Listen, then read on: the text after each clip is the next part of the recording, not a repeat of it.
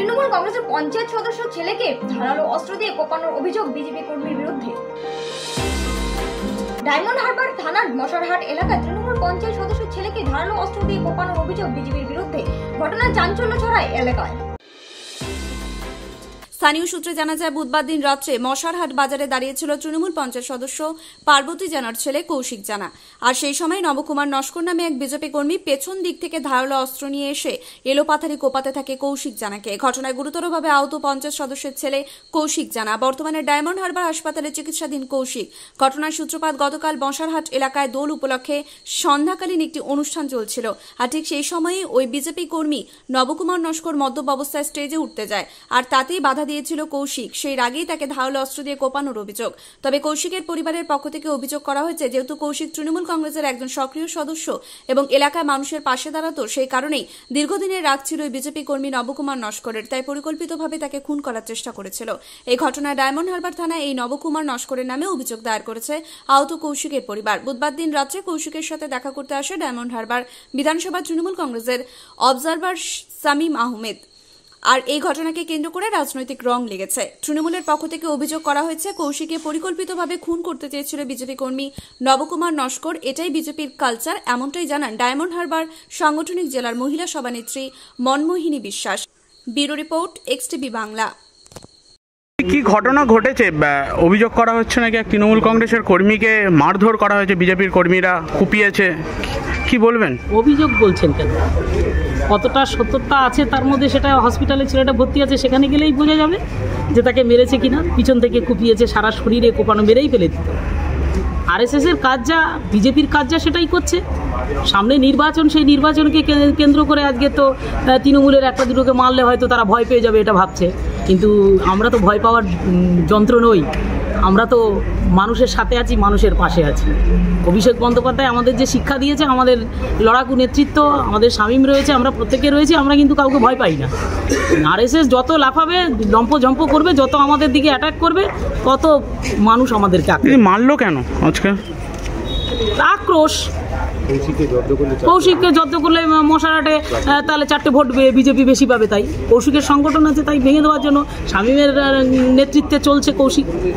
শামীমের নেতৃত্বে চলছে মানে কৌশিককে জব্দ করলে হয়তো শামীমকে ভয় পেয়ে যাবে, এইসব ভাবছে। যা উটকো ঝামেলা, যা যেটা বিজেপি আরএসএস যেটা ভাবে, এরা তো মানুষ মারার খুঁড়োর কল পেতে রেখেছে না। কখনো ধর্ম, কখনো অস্ত্র, কখনো ধর্ম নিয়ে করছে, কখনো অস্ত্র নিয়ে করছে। আপনারা কি দলীয় প্রতিনিধিত্বের পক্ষ থেকে থানায় অভিযোগ করছেন? নিশ্চয়ই করবো, কেন করবো না। আমরা তো আইনগত লড়াই দিই, আমরা তো মারামারির লড়াইয়ে কোনো দিন যাই না। ডায়মন্ড হারবারে তো মমতা বন্দ্যোপাধ্যায়, অভিষেক বন্দ্যোপাধ্যায় আমাদের সেই শিক্ষা দেয়নি। যদি দিত, 2011-র 20 মে সরকার গঠন করার পরে আমরা অনেককে মারতাম। আমাদের বিরুদ্ধে তো মিথ্যা অভিযোগ করা হয় যে আমরা একে মারি, তাকে মারি। তাহলে এতক্ষণ দেখতেন এখানে যাদের কিছু নেই, তারা আজকে আমাদের ছেলেদেরকে ধরে মারছে, তাই না? আপনারা দেখছেন বিজেপির কিছু আছে? যেখানে আজকের অভিষেক বন্দ্যোপাধ্যায় উন্নয়নের দিক দিয়ে বলুন আর নেতৃত্বের দিক দিয়ে বলুন, ভারতবর্ষের একটা বড় মুখ, সেই তার কেন্দ্রে অভিষেক গড়ে আজকের এইভাবে অ্যাটাক করা হলো। একটা বিজেপির কর্মী তৃণমূলের ছেলেকে ধরে এইভাবে মারধর করলো। দেখা তো করলেন, কেমন আছে, কি দেখলেন পরিস্থিতি? তার অবস্থা খুবই শোচনীয়, খারাপ। দেখি, আমরা ডাক্তারের সঙ্গে আলোচনা করব, ডাক্তার কি বলে সেইভাবে আমরা যথাযথভাবে তাকে ট্রিটমেন্ট দেওয়ার ব্যবস্থা। আমাদের শামীম রয়েছে, আমাদের অবজারভার শামীম, সে তো সবার পাশেই থাকে, সে আমাদের কর্মী হোক আর আমজনতা হোক। কেউ কোনো কিছু হলেই মশারহাটের প্রধান আছে, জেলা পরিষদের সদস্যরা রয়েছে, সমস্ত নেতৃত্ব আমরা আছি। দেখা যাক, এটা আমাদের বিধায়ক সাহেবও আসবেন, দেখা যাক কি হয়। তার ভালো মতো যাতে ট্রিটমেন্ট হয়, যাতে সঠিকভাবে পরিষেবা পায়, সেই ব্যবস্থা আমরা করব। কিন্তু কতক্ষণ এই জিনিস চলতে পারে? যারা কথায় কথায় বলে আমরা নাকি মারি, মানুষ মারার খুঁড়োর কল কারা করে রেখেছে? একটা কর্মীর এত বড় সাহস, কোন ইন্ধনে এরা তৃণমূল কর্মীদের গায়ে হাত দেয়? সেই ইন্ধনটাকে আমরা দেখতে চাই। ঘটেছিল, কেন মারধর করলো আপনার ছেলেকে? কারাই বা মারধর করলো? মারধর করলো যে ছেলেটা করেছে হচ্ছে বিজেপি সমর্থিত ছেলে, অনেকদিন থেকে এইসব করে বেড়াচ্ছে। তো কালকে আমাদের গতকাল একটা অনুষ্ঠান ছিল, দোলের উৎসব। তো সেখানে হচ্ছে গিয়ে ও পদাধিকার বলে ওদের ইনভাইট করে, সেখানে যায়। আর যে ছেলেটা মেরেছে নব বলে, ও সেখানে গিয়ে মদ ফাত খেয়ে স্টেজে উঠে টাকা দেবে। ওকে ভালোভাবে কৌশিক যারা ওকে মানা করবে যে নগদ এগুলো তুমি করো না, এটা একটা অনুষ্ঠান হচ্ছে, সব দেখছে এখানে।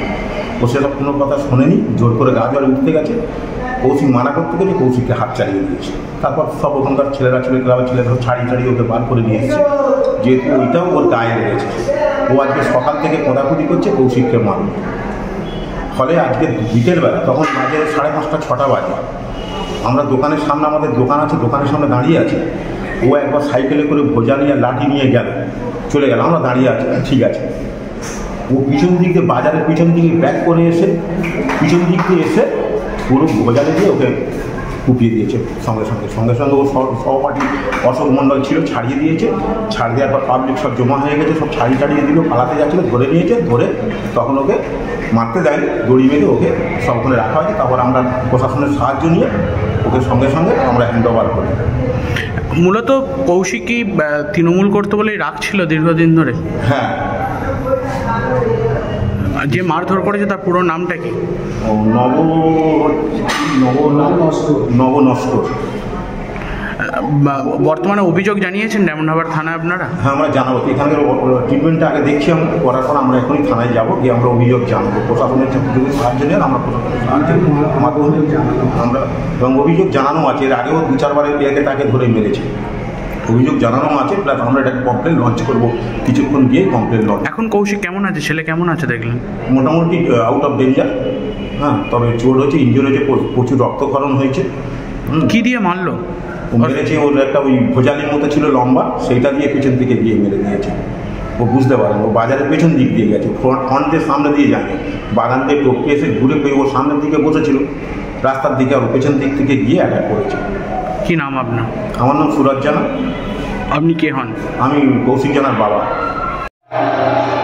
দেখুন, ডায়মন্ডহারবার যে মশারহাট বাজারে যে মারপিটের ঘটনা হয়েছে, এটার সঙ্গে কোনো পলিটিক্যাল কোনো যোগাযোগ নেই এবং পলিটিক্যাল কোনো সম্পর্কই নেই। নিজস্ব ব্যক্তিগত ব্যাপার। হোলির দিনে ওদের সঙ্গে কি দুজনের মধ্যে গণ্ডগোল ছিল, সেই গণ্ডগোলের প্রেক্ষিতে এই মারামারি। এখানে পলিটিক্যাল কোনো বিষয় নেই, এর সঙ্গে বিজেপি কোনো জড়িত নয়। বিজেপির ক্ষমতা আছে, তৃণমূলের লোককে মারধর করবে, মারবে। এমনি যেভাবে সন্ত্রাস করে কেস খাইয়ে যেভাবে রেখে দিয়েছে, এটা আবারও একটা চক্রান্ত। সেই চক্রান্ত করে তৃণমূল চাইছে যে ওই ইস্যুতে আবার কিছু বিজেপি নেতাদের, কর্মীদেরকে আজকে কেসের মধ্যে ঢুকিয়ে দিয়ে তাদেরকে পাড়াছাড়া করে নির্বাচনী বৈতরণী পার হবে।